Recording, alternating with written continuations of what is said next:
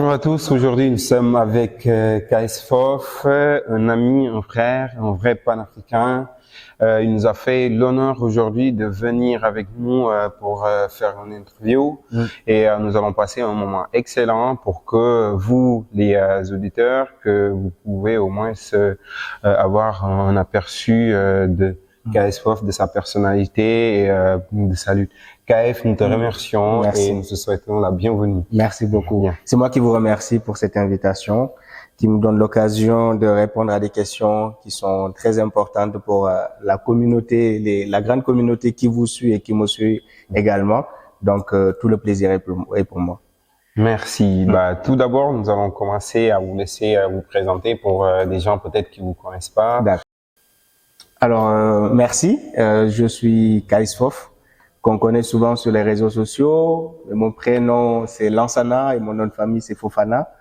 Je suis un jeune activiste sénégalais panafricain aussi, qui milite au niveau des réseaux sociaux dans la plupart des pays africains pour combattre la dictature et les régimes que nous connaissons.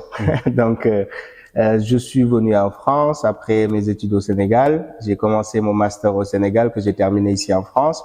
Et là, je suis en France parce que je ne peux pas retourner chez moi et je travaille ici. Donc, voilà. Très bien, c'est tout à fait à votre honneur, effectivement. Dans le milieu de l'activisme, évidemment, vous êtes vraiment connu, que ce soit au Sénégal, que ce soit en Afrique. On a beaucoup entendu parler de vous et votre lutte, c'est louable et c'est vraiment à saluer. Donc, ma première question, c'est juste, est-ce que vous pouvez nous parler de votre parcours en tant qu'activiste et aussi des causes qui vous ont poussé à vous engager pour le changement de l'Afrique? Voilà. Alors moi, pour ce qui concerne le Sénégal, mon engagement a commencé au niveau de l'université Gaston Berger. Donc j'étais à l'université Gaston Berger. Je suis devenu délégué représentant d'étudiants de l'université Gaston Berger. Et pendant notre mandat, on a eu affaire au ministre de l'Enseignement supérieur, Mariton Niane, qui voulait justement augmenter le montant des inscriptions. Et tout de suite, nous sommes rentrés en conflit avec Mariton Niane parce qu'on était censé défendre l'intérêt des étudiants et augmenter ces montants des inscriptions n'allait pas dans la défense des intérêts des étudiants. Donc, mon engagement a commencé en 2013 où on s'est beaucoup battu pour que ces réformes ne passent pas. Malheureusement, les réformes sont passées. Donc, à la suite de ces réformes-là, comme vous le savez, mon année scolaire a commencé à être perturbée et mon père m'a demandé d'aller continuer mes études ailleurs parce que c'était plus sûr pour moi de rester au pays tant qu'on s'est fait une mauvaise image au sein de l'administration au niveau des classes avec les professeurs, c'était un peu compliqué. Donc mon père m'a demandé d'aller poursuivre mes études en France. Il m'a suggéré de faire la prescription. J'ai fait ma prescription.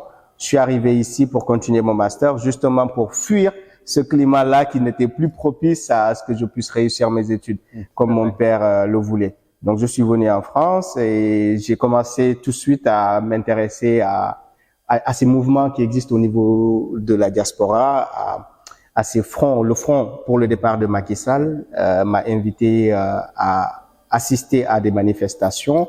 J'ai assisté à plusieurs manifestations. Alors, ce qui a suscité vraiment cet engagement-là, alors que j'ai fui ce passé de syndicaliste, tout ça. Tout à fait. Alors, ce qui m'a vraiment motivé, c'est que au niveau de l'université, chaque étudiant était engagé pour une cause, souvent. Donc, on était dans un parcours international.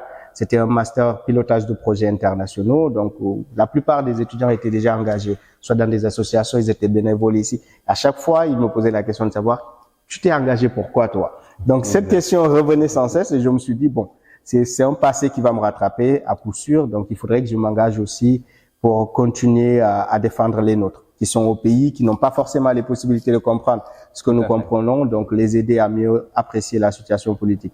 Donc, je me suis engagé, j'ai participé à plusieurs manifestations dans le cadre du Front pour le départ de Macky Sall.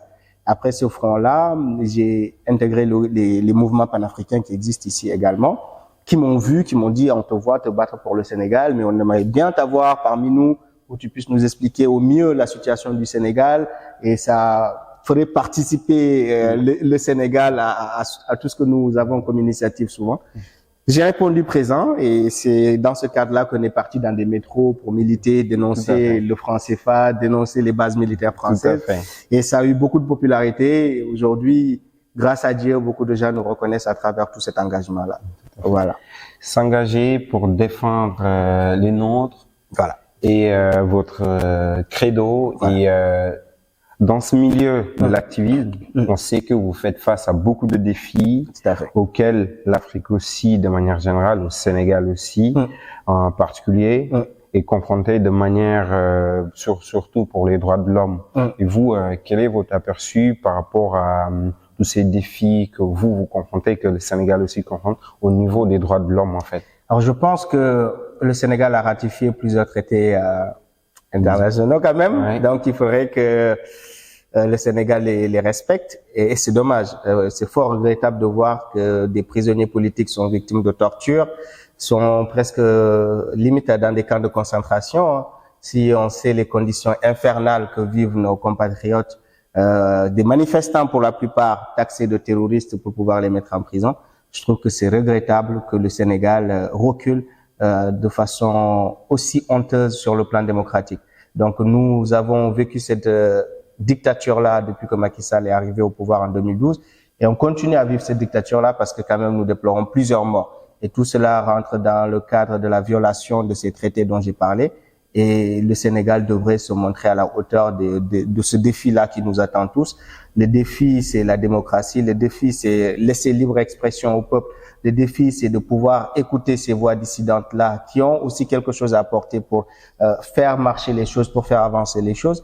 Ne pas prendre ceux-là qui critiquent le pouvoir comme des ennemis parce que en les écoutant, on arrive à se corriger si on a failli quelque part. Donc, je crois que l'État devrait avoir une posture qui est autre que celle qu'elle a aujourd'hui, à savoir traquer les activistes comme moi-même qui suis traqué depuis, malgré que ce soit à plusieurs kilomètres du Sénégal, je suis traqué, je suis persécuté, j'ai une procédure de justice qui m'attend avec un ministre des Transports, voilà. Donc tout ça c'est dans le but de nous intimider, dans le but de nous faire renoncer à cet engagement que nous avons pour la patrie. Et je crois que le Sénégal est véritablement tombé dans ce travers-là de la dictature. Et c'est fort dommage. C'est fort dommage. Exactement, c'est fort dommage dans la mesure où le Sénégal vient d'être sorti au niveau du Haut Commissariat. Évidemment, le Sénégal ne siège plus pour tout ce qui est droits de l'homme, tout récemment. Et donc, du coup, de quelle manière votre travail, c'est-à-dire votre engagement, a-t-il de l'impact par rapport à la vie des personnes que vous défendez? Pouvez-vous nous donner en fait des exemples spécifiques par rapport à l'impact qu'il a votre engagement? Alors, notre engagement a un impact considérable. Pourquoi je le dis? Parce qu'aujourd'hui, les médias sont censurés, les activistes sont emprisonnés, les leaders d'opinion sont traqués, emprisonnés, certains sont contraints à l'exil, comme vous le savez tous, pour le cas de Ngagne Demba Touré. Et Pape Alé Niang qui fait les frais de cette dictature-là en faisant des allers-retours en prison. Je crois que notre place à nous, c'est justement cette position qu'on a aujourd'hui d'être dans la diaspora. Elle nous permet de pouvoir informer sans risquer directement les conséquences de ce régime dictatorial. Donc, on a aujourd'hui la possibilité d'informer librement. Une presse libre au Sénégal, si elle existe encore, on devrait pouvoir compter le nombre. Donc, je ne pense pas qu'il y en a beaucoup. Donc, aujourd'hui, nous, on vient pallier à ce manque-là parce que nous répondons présent, nous informons les nôtres, nous les incitons à défendre leur droit qui est un droit constitutionnel, le droit à la manifestation. Donc, ce droit-là est consacré à tous les citoyens de notre pays. Et l'impact, c'est aussi de voir sur la scène politique comment nos propos peuvent parfois, je dirais pas influencer forcément, mais en tout cas, nos propos sont très écoutés au niveau de cette classe politique sénégalaise. Et voilà, ça fait de nous des opposés, cyber-opposants, si je peux m'exprimer ainsi. Nous sommes des cyber-opposants qui viennent aider l'opposition sénégalaise en place. Et c'est un travail de synergie qui paye parce que le peuple est mieux informé, l'information circule au niveau où l'État ne peut pas forcément bloquer, censurer la parole, parce que nous sommes très loin, et ça participe à faire changer, à bouger les lignes, à faire changer les choses dans notre pays. Certains nous taxent d'être des personnes qui appellent à l'insurrection, ce n'est pas forcément le cas. Je pense que nous venons justement pallier à ce manque d'informations-là que tout le monde constate et que finalement la solution est les activistes de la diaspora. Tout à fait. Évidemment que la répression au Sénégal n'est plus à démontrer parce que, comme vous l'avez si bien dit, on a des avocats qui ont pu être emprisonnés, exactement, être emprisonnés. Évidemment, l'exemple de Juan Branco, qui est un avocat international qui a pu être emprisonné au Sénégal sans presque aucune base légale. Et aussi, nous pouvons citer aussi l'exemple de Ngagne Demba, bien sûr. Et les journalistes aussi, nous pouvons en parler, comme Pape Alé, comme la fille Mandela, aussi exactement, et Ndiaye. Aussi, nous pouvons en citer évidemment ce qu'on appelle la télé Walf, c'est ça, exactement, qui a été coupé de signal, coupé de signal pendant plus d'une semaine, évidemment. Donc vos paroles ont de l'impact évidemment, et donc sur ces cas, est-ce que vous pouvez nous dire en fait l'impact, parce que je vois que vous travaillez beaucoup avec les médias, les médias sociaux. Quand je dis les médias, en fait, quel rôle jouent les médias sociaux et comment utilisez-vous les plateformes en ligne pour faire avancer votre cause et mobiliser le public? Alors, je peux dire que notre travail est impactant à plusieurs titres, au vu du nombre de personnes qui nous suivent. Ce n'est pas 10 personnes qui nous suivent, ce n'est pas 5 personnes qui nous suivent. Nous avons souvent la cote de popularité des grands médias sénégalais pour montrer l'importance que les Sénégalais accordent à ce que nous faisons. Sur YouTube, on bat plusieurs records quand même, en termes de vues, en termes de visibilité. Nous sommes très, très visibles. Donc, personne ne peut prétendre ne pas voir le travail que nous faisons. Donc, s'il est de bonne foi, bien entendu. Donc, oui, on utilise tous les réseaux sociaux. Je suis sur YouTube, je suis sur Facebook, je suis moins sur TikTok. Donc, j'essaie d'occuper tout l'espace, ne laisser aucun espace qui puisse être exploité par le camp adverse. Quand je parle de camp adverse, je veux parler du pouvoir, bien entendu. Donc, ces réseaux sociaux-là nous servent de levier pour pouvoir propager ce discours du peuple, parce que ce discours est souvent censuré dans les médias, et dans nos médias sociaux, il n'y a pas de censure. Donc, le peuple est amené à s'exprimer librement, sans craindre des représailles, parce que c'est sous forme d'anonymat que les gens s'expriment, et ça libère la parole. Ça impacte, donc ça pousse les gens à donner leur avis, et ça pousse ceux qui sont les tenants du pouvoir à nous écouter, même s'ils n'ont pas envie de nous écouter, parce qu'ils nous censurent pour ne pas nous entendre. Alors moi, je donne la parole à ce peuple-là pour être entendu, parce que je sais que ma chaîne YouTube porte très loin. Ils sont tous abonnés à ma chaîne YouTube, donc forcément, ils entendent voilà les lamentations de ce peuple qui est en deuil. Et évidemment, en fait, par rapport aux plateformes, vous êtes vraiment bien présent, et aussi au Sénégal, votre voix, sérieusement, il y a tout le monde qui y adhère, et comme vous l'avez si bien dit, la nature a horreur du vide, et il faut occuper toutes les places, et vous le faites très bien. Merci. Donc il y a un sujet qui est très important au niveau des activistes qui sont vraiment confrontés à chaque fois à des défis de sécurité. Et comment gérez-vous en fait ces risques et les menaces que vous avez la plupart du temps, que ce soit sur les réseaux sociaux, que ce soit dans votre vie, comment gérez-vous réellement ces menaces et voilà en fait, et ces menaces qui sont vraiment présentes. Bien sûr. Bien sûr. Et exactement. Dites-moi. Je vous laisse. Alors, nous essayons de nous organiser avec tous les autres activistes. Nous sommes en concertation pour créer quelque chose. D'ailleurs, ça sera la surprise dans quelques jours. On va mettre en place quelque chose qui va participer à mieux nous protéger, à mieux encadrer ce que nous faisons et à mieux nous représenter sur le plan international. Donc on va mettre cette chose en place. Je vous laisse la surprise. Mais sinon, il y a beaucoup de risques. Il faut s'adapter, il faut prendre ces risques au sérieux aussi.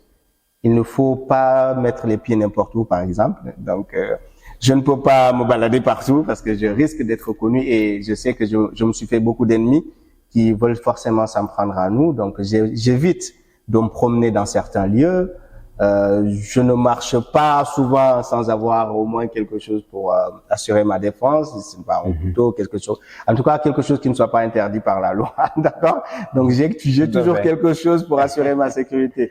Et souvent c'est la police. Hein. La police est très attentive à nos appels. Donc j'ai fait beaucoup de signalements au niveau de la police, ce qui fait qu'aujourd'hui un coup de fil de la police, même sans réponse de ma part, suscitera tout de suite le débarquement des policiers à mon domicile pour venir voir ce qui se passe. Parce que j'ai eu des menaces réelles, des gens qui veulent vraiment en arriver à nous ôter la vie parce qu'ils se sentent dérangés par le travail que nous faisons. Parce que, mine de rien, c'est beaucoup d'intérêts qui sont en jeu. Ces gens ont volé beaucoup de milliards. Donc, ils se sont enrichis de façon insolente. Ils ont beaucoup mangé l'argent du peuple. Donc, quand nous dénonçons tout cela, c'est un peu leur pain que nous voulons leur prendre. Donc, ils sont prêts à garder ce pain-là par tous les moyens. Donc, ils sont prêts à découdre avec nous. Ils sont prêts à aller très loin, très loin avec nous pour faire taire toutes ces voies-là que l'État n'arrive pas à contrôler. Il y a eu plusieurs tentatives de corruption aussi qui n'ont pas marché. C'est forcément comme vous le soupçonnez. Voilà. Il y a eu beaucoup de milliards qui nous ont été proposés afin de rejoindre le camp du président, parce que le président a besoin de nous, il faut construire le pays, il faut travailler avec le président. Si on a des idées, la meilleure position que nous devons avoir, c'est à côté du président pour lui faire part de tous ces avis-là. On n'a jamais voulu mordre à cet hameçon-là. On est droit dans nos bottes parce que nous savons que nous avons ce dont nous avons besoin personnellement. Le combat ne vise pas ma personne. Je cherche pas quelque chose pour moi-même. J'ai un travail qui me permet d'être à l'abri du besoin. J'ai mis ma famille à l'abri du besoin. Par contre, je pense à tous ces millions de Sénégalais qui comptent sur nous, qui ont pendant des années soutenu cette lutte et qui voient en ces revendications-là que nous portons une solution pour sortir de toute cette souffrance-là. Je pense que c'est une trahison d'accepter cette corruption-là. C'est trahir ce peuple, c'est trahir le pays, c'est trahir nos convictions personnelles. Exactement. Donc, nous n'avons jamais voulu le faire. Aujourd'hui, malgré le risque que nous encourons tous les jours, nous continuons à résister et nous prions tous les jours que Dieu nous vienne en aide et que Dieu soit notre force partout où on est. Donc, c'est comme ça qu'on fait. Tout à fait, c'est très intéressant. Tout à l'heure, par rapport à vos propos, vous avez bien dit que vous avez une alliance avec les activistes, exactement. C'est là où c'est intéressant. En fait, quelles sont les collaborations vraiment significatives en fait que vous avez établies pour soutenir en fait votre travail et comment est-ce que vous pouvez les recommander aussi aux jeunes activistes qui viennent tous de commencer? Comment est-ce que vous les conseillez pour qu'ils puissent avoir des alliances? Quand on dit des alliances, vraiment des alliances solides. Je parle pas d'alliances de façade comme on a l'habitude souvent de voir. Tout à fait. Donc, pouvez-vous... Oui, cette organisation sera l'occasion pour tous ces activistes-là de se greffer à ce que nous sommes en train de créer. Nous sommes en train de créer quelque chose qui sera un héritage pour notre pays. Tout jeune activiste qui pense être en danger peut nous rejoindre et profiter de ces garanties-là que l'organisation que nous voulons mettre en place nous donnera à tous. Donc, je pense que ça sera la réponse à toutes ces inquiétudes-là de beaucoup d'activistes qui ont souvent peur, qui pensent que c'est très risqué et dont les familles ont souvent tendance à leur mettre beaucoup de pression afin qu'ils renoncent à leur engagement patriotique. Tout à fait. Donc, il faut vraiment que, en tant qu'aînés, nous qui avons initié la chose, que nous soyons avant-gardistes pour leur permettre de faire ce qu'ils ont envie de faire sans risquer ce que nous avons risqué au début. Parce qu'il faut partir de quelque part. Nous sommes partis de là, de la base. Et là, il faut que ça aboutisse à un autre niveau. Tout à fait. Donc, il faudrait que ça aboutisse à un niveau plus international, évidemment, et pour travailler avec beaucoup de sécurité, et beaucoup de sérénité. Et la collaboration. J'ai oublié de répondre par rapport à la question de la collaboration avec les autres activistes. On se concerte. On s'appelle. On est dans des groupes avec beaucoup d'entre eux. Ousmane Tounkara, j'ai régulièrement des appels avec lui.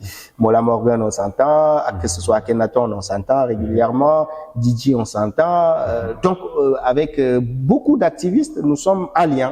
Donc, nous ne sommes pas des ennemis comme certains le pensent, que nous nous regardons en chien de...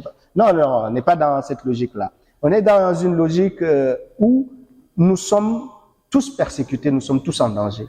Autant nous unir que de se regarder comme ennemis.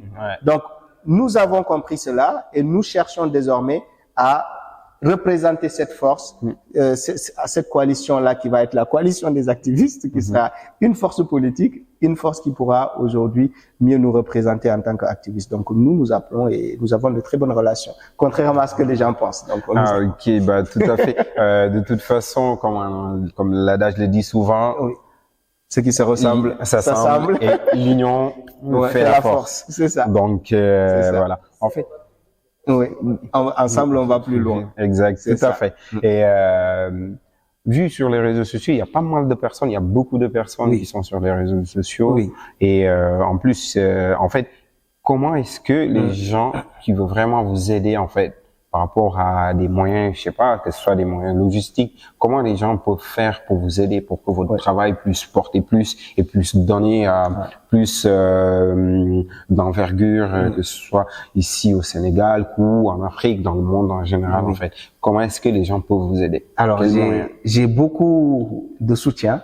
Des gens qui m'ont soutenu pour la télé web que j'ai créée, ma chaîne YouTube, Guys4 TV. Donc, il y a des gens, un frère qui m'a beaucoup aidé, qui m'a d'ailleurs acheté mon écran. Donc, ça a coûté au moins 250 €. Il l'a pris, il l'a acheté, il a dit, bon, ma participation à ton combat, je t'achète l'écran qui coûte 250 €. Et la même personne a dit, bon, au niveau du son, je ne sens pas que le son est très clair.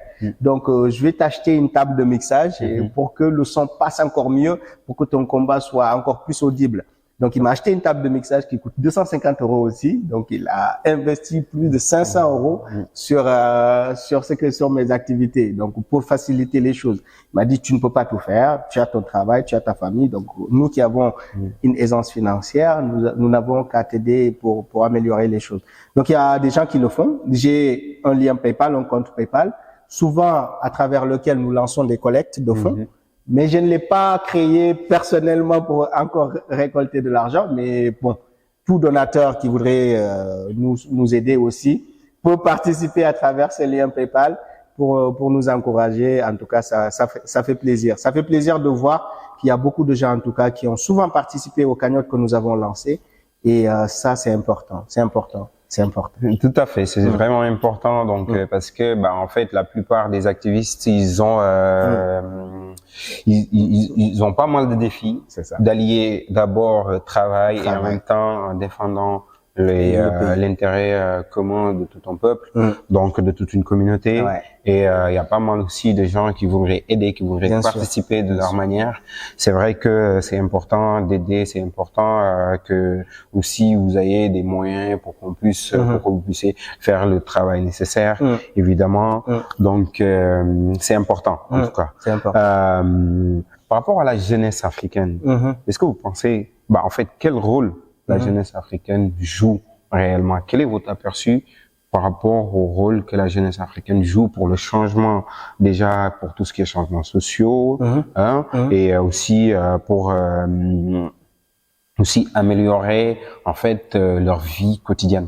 Quel est l'aperçu que vous avez par rapport à ça? C'est une question très importante parce que je pense que tout le travail de sensibilisation que nous avons fait, tout le travail d'éveil des consciences que nous avons fait est en train de prendre.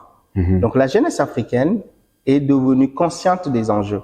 Elle maîtrise sa réalité désormais. Elle n'a plus besoin d'écouter les médias classiques que nous connaissons, les médias de la France-Afrique, pour nous apprendre ce qui se passe chez nous. Donc, ils ont des figures qui représentent au mieux leur réalité, qui leur parlent à travers les réseaux sociaux, dont les activistes.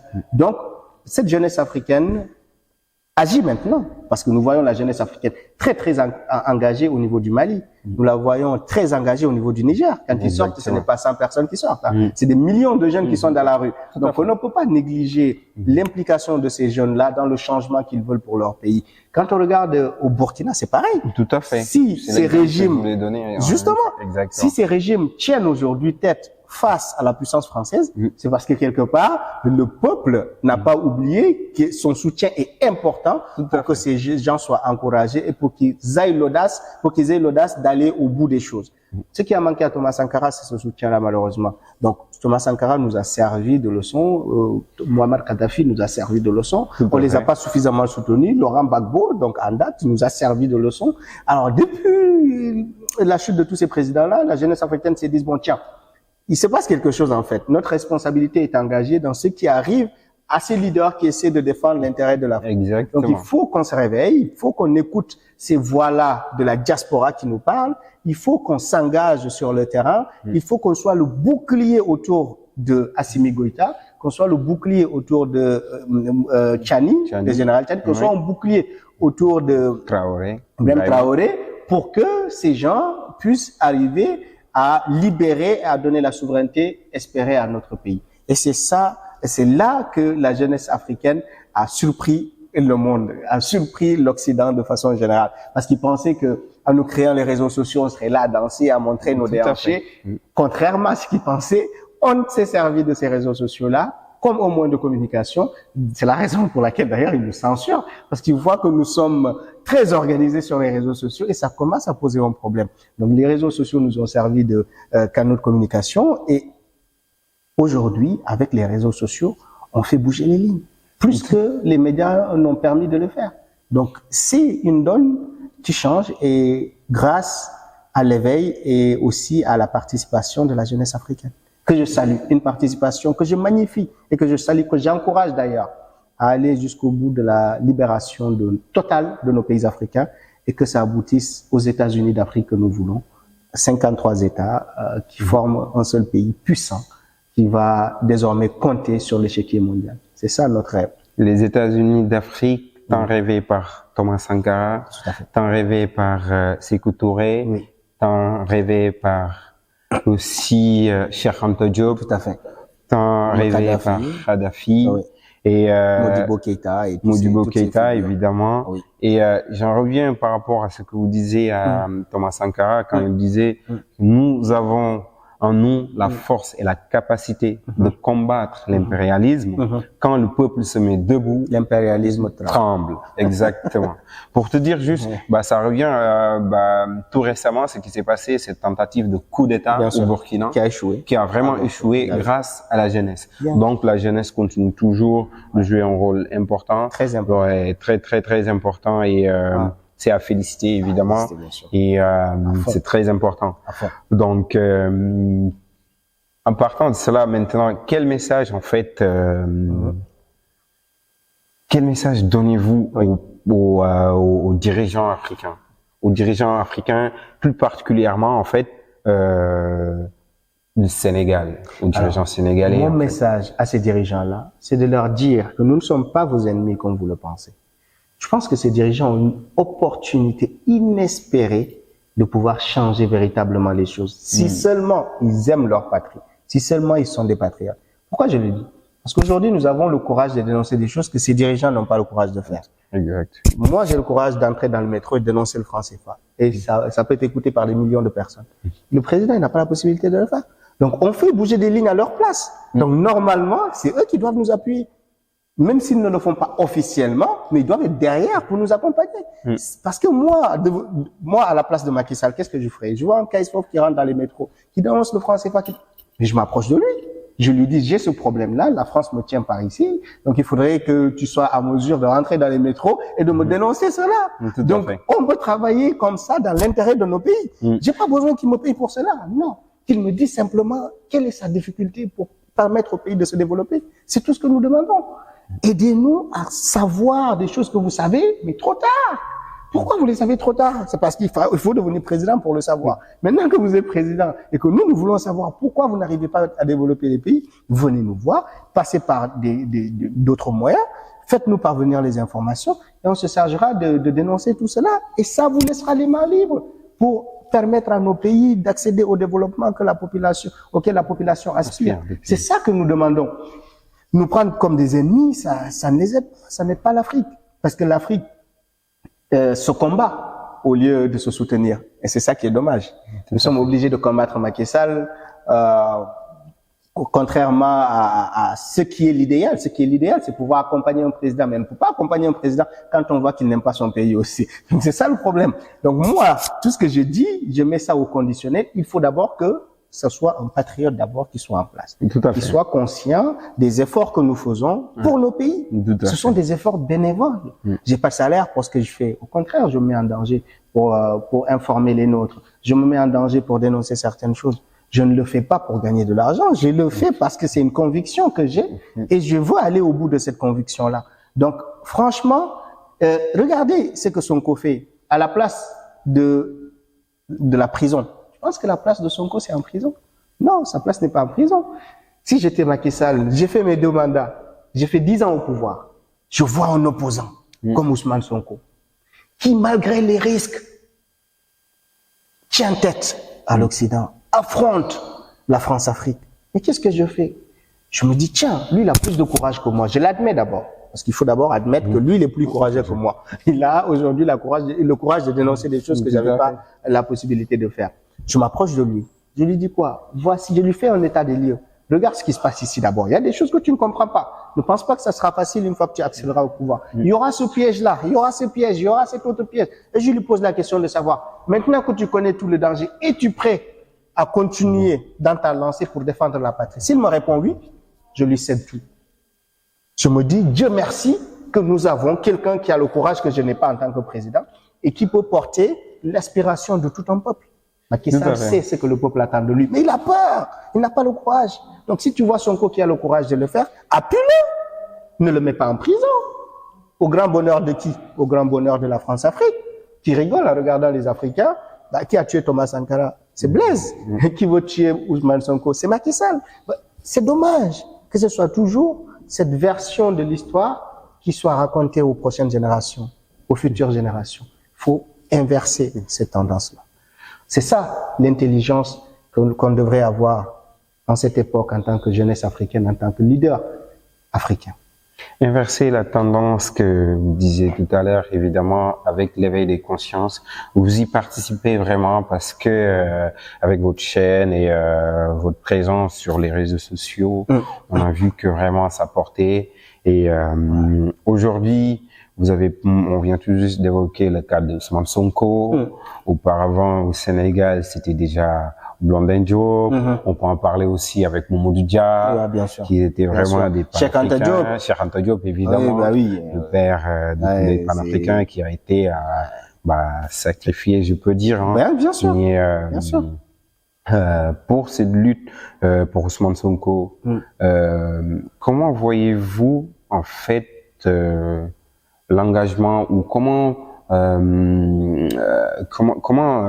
cet engagement en fait vers Ousmane Sonko et toute cette jeunesse en fait, toute cette jeunesse qui est derrière Ousmane Sonko, prête à tout faire. On a vu sur les vidéos des jeunes qui ont été blessés par balle, qui au lieu de s'inquiéter de leur propre personne, ils se disaient est-ce que Ousmane Sonko va bien? Ça, on l'a bien entendu. Donc comment est-ce que comment analysez-vous en fait cet amour, cette appropriation du projet de Ousmane Sonko envers cette jeunesse qui était toutefois qui s'intéressait pas trop à la politique, aujourd'hui qui s'intéresse vraiment à la politique, à tout ce qui est aussi les deniers publics et les ressources les nos ressources naturelles au Sénégal. En fait, comment analysez-vous cet engagement de cette jeunesse? La jeunesse sénégalaise était nostalgique du temps de Cheikh Anta Diop, du temps de Mamadou Dia, du temps de Cheikh Amadou Bamba, où tous ceux-là ont contribué à faire avancer la lutte panafricaine. Tout à fait. C'est tous des panafricains, dans l'âme. Donc après cette époque-là, le Sénégal est resté très longtemps sans une figure emblématique à l'image de ces guerriers que nous pleurons aujourd'hui, ces grands hommes, qu'ils reposent en paix et que Dieu les accueille au paradis. Regardez, Aujourd'hui, Ousmane Sonko cristallise cet espoir-là. L'espoir de jeunes désœuvrés, qui ne trouvaient plus de solution, qui voyaient en l'immigration la seule porte de sortie. Ces jeunes qui finissaient leurs études universitaires et qui retournaient dans la maison familiale croiser les bras, parce qu'ils n'ont pas d'opportunité. Les jeunes comme nous qui avons un peu de chance, nous sommes partis à l'étranger et beaucoup n'ont pas eu l'amour de revenir, l'espoir, n'ont pas eu la force de revenir au pays. C'est tout cela qui se sont réveillés quand Ousmane Sonko a commencé à parler. La diaspora s'est dite, tiens, j'ai envie de rentrer. Parce que je vois un homme qui me donne espoir, je vois un homme qui me donne la motivation de rentrer pour l'aider à faire bouger les lignes.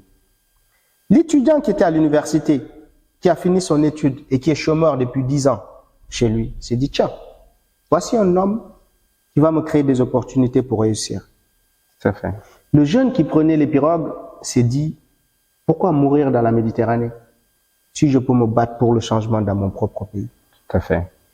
Et la maman qui était au marché, qui avait son petit commerce, qui vendait du pain, qui vendait de l'arachide, a vu débarquer Auchan. Cette maman s'est dite, Ousmane Sonko me protégera parce qu'il pense à moi. Au lieu de privilégier les intérêts des multinationales, il va privilégier mes propres intérêts. Le jeune pêcheur qui partait à mer et qui revenait avec beaucoup de poissons dans le pirogue, s'est dit, tiens, Ousmane Sonko me permettra de ne plus rencontrer ces bateaux-là qui sont en train d'appauvrir nos eaux de poissons. Ce jeune pêcheur s'est dit, Ousmane Sonko est la solution pour moi parce qu'à chaque fois que je me rends à la mer, je retourne bredouille à la maison, sans possibilité de subvenir aux besoins de ma famille. Tous ceux-là se sont posés des questions très pertinentes. Et ils ont compris qu'il faut qu'ensemble qu'on s'unisse et qu'on lui apporte notre soutien si on veut sortir notre pays de ce sous-développement, de cette humiliation que représente cette grande pauvreté à côté de l'immensité de ressources de regorge notre pays. En parlant de ressources, Ousmane Sonko nous a tenu un discours franc en nous disant ces ressources sont mal exploitées. C'est pourquoi vous êtes pauvres. C'est parce que l'argent de vos impôts va dans les poches de quelques individus qui s'offrent un luxe incroyable à l'étranger. C'est la raison pour laquelle vous n'avez pas quoi manger. Ceux-là qui apportent, qui prennent des milliards pour les déposer dans les comptes en banque de leurs fils, pour leur permettre d'avoir des diplômes valorisants, c'est ceux-là qui détruisent l'éducation nationale, qui ne permettent pas à l'enfant du pauvre d'accéder au même niveau d'éducation que l'enfant du ministre. Donc, nous autres, qu'est-ce que pouvons-nous faire si ce n'est que le soutenir? Nous sommes obligés de soutenir cet homme. Moi qui ai envie de rentrer au pays, je n'ai pas envie de rentrer au pays pour que un incompétent soit en poste sans expertise. Je suis ingénieur de formation. Ouais. Au Sénégal, c'est un politicien qui occupe ma place.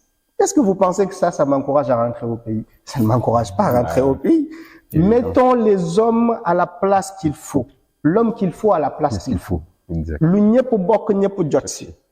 Ce qui appartient à tout le monde là. Faisons en sorte que tout le monde en profite. Que tout le monde puisse en avoir un tout petit peu pour lui-même. C'est ça. C'est la raison pour laquelle moi je le soutiens. Et que toute cette jeunesse africaine, en général, soutient Ousmane Sonko. Ce n'est pas parce qu'il me donne de l'argent. Je n'ai pas besoin de son argent. Pour le soutenir, c'est soutenir mon propre pays. Si je le soutiens, c'est que j'aime mon pays. Ne pas le soutenir, je crois, c'est ne pas comprendre pourquoi on devrait le faire. Je ne vais pas jeter l'opprobre sur ceux qui ne le soutiennent pas. Ils ont leur motivation. Mais je crois que si on est patriote et si on est panafricain véritablement, nos idées doivent converger. Et Ousmane Sonko représente cette idée convergée pour notre pays et pour l'Afrique. Tout à fait. Comme tu l'as si bien dit, le ñëpp bokk, ñëpp jot si. Évidemment, c'est très important et c'est le projet évidemment d'Ousmane Sonko. En tout cas, merci d'avoir répondu à toutes ces questions. Merci. Enfin, avant de terminer, j'aimerais juste que, en fait, que vous nous partagez une histoire ou un moment inspirant de votre travail en tant qu'activiste, qui a impacté durablement soit votre votre cursus, ou bien qui a impacté votre famille, ou bien qui a impacté vos amis.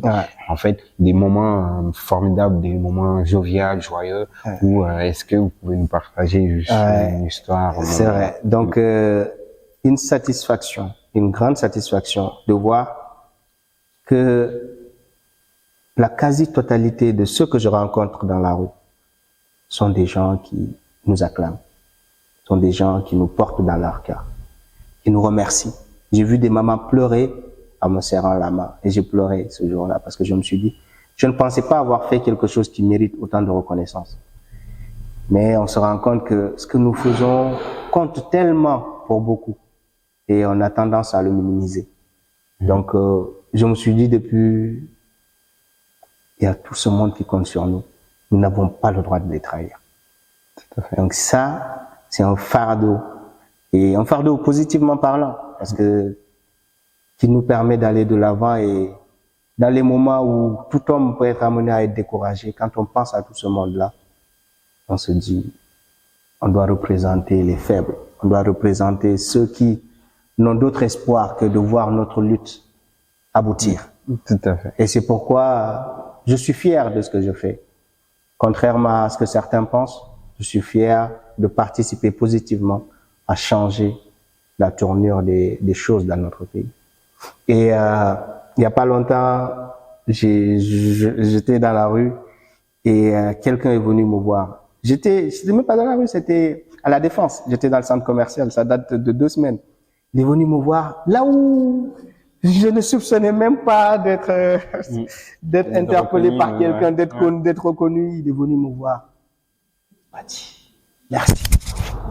Et dès qu'il m'a dit merci, je lui ai dit pourquoi. Il m'a dit merci. Merci d'être là pour nous. Merci de nous représenter. Merci d'être notre voix. Et c'est tous les jours comme ça. Et je suis obligé parfois de me cacher dans la rue parce que on ne sait pas qui nous veut du bien et qui nous veut du mal. Donc parfois, je suis obligé de faire profil bas. Mais si je pouvais, je rencontrerais tout le monde, tous les jours ce monde qui nous rappelle ce que nous faisons et qui aussi mettent un mot sur ce que nous faisons. Parce que c'est important. Il n'y a pas que des gens qui nous acclament. Il y a des gens qui nous donnent des conseils et des recommandations. Fais comme ci, fais cela. Et moi, tout cela, c'est important pour moi. Parce que je grandis dans un milieu politique que je ne connaissais pas forcément. Donc, c'est un monde politique qui est différent du monde universitaire que j'ai connu. Et voir tous ces gens nous encourager, ça nous pousse à aller de l'avant. En tout cas, je vous remercie. Vous d'ailleurs, qui avez effectué ce déplacement-là. Je ne pensais jamais que le travail que nous faisons impacterait à ce point de vous déplacer pour cette interview-là. C'est normal. Franchement, c'est pourquoi j'ai pas hésité. Parce que je me dis, il faut toujours être présent pour les gens qui nous soutiennent. Et moi, tant que je peux le faire, je serai toujours présent. Parce que nous ne sommes rien sans ce monde qui nous soutient. Tout à fait. Voilà. Bon, chers téléspectateurs, sur ces mots forts, nous allons vous donner un autre rendez-vous. Sans le soutien de tout un chacun, nous sommes rien dans ce monde. Et à la prochaine avec un autre panafricain. Merci beaucoup, Kais. Merci, c'est moi qui vous remercie. C'est un honneur. C'est partagé. C'est un honneur, encore une fois de plus. C'est partagé. Et le meilleur reste à venir. Inch'Allah. Le combat est dur, mais avec la détermination, on y arrivera. On y arrivera. On y arrivera. Merci bien. Merci à toi. Merci. Yes.